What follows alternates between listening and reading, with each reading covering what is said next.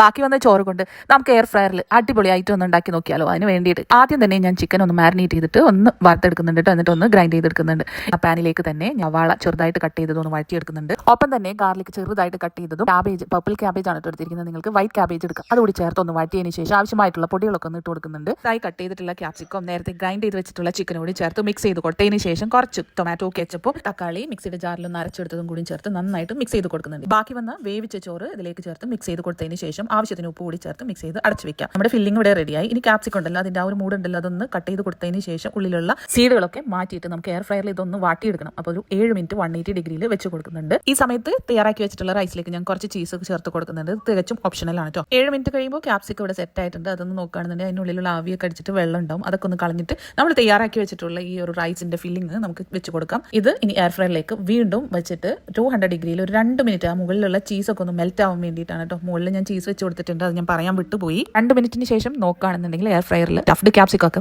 Set ആയിട്ട് കിട്ടിയിട്ടുണ്ടാവും. നല്ല ചൂടാണ്. അതിന്റെ ചൂടൊന്ന് ആറാൻ വേണ്ടിയിട്ട് വെയിറ്റ് ചെയ്തിട്ട് കട്ട് ചെയ്ത് നോക്കുകയാണെന്നുണ്ടെങ്കിൽ നമുക്ക് ടിഫിൻ ബോക്സിൽ വെച്ച് കൊടുക്കാനും മുതിർന്നവർക്കായാലും ബ്രേക്ക്ഫാസ്റ്റ് ആയിട്ടോ ഡിന്നർ ആയിട്ടോ ലഞ്ച് ആയിട്ടോ ഒക്കെ കഴിക്കാൻ പറ്റുന്ന എയർ ഫ്രൈഡ് സ്റ്റഫ്ഡ് ക്യാപ്സിക്കം ഇവിടെ റെഡി ആയിട്ടുണ്ട്. അപ്പോൾ എല്ലാവരും ട്രൈ ചെയ്ത് നോക്കാം. ഇതുപോലുള്ള റെസിപ്പീസിന് വേണ്ടി പേജ് ഫോളോ ചെയ്യാൻ മറക്കല്ലേ.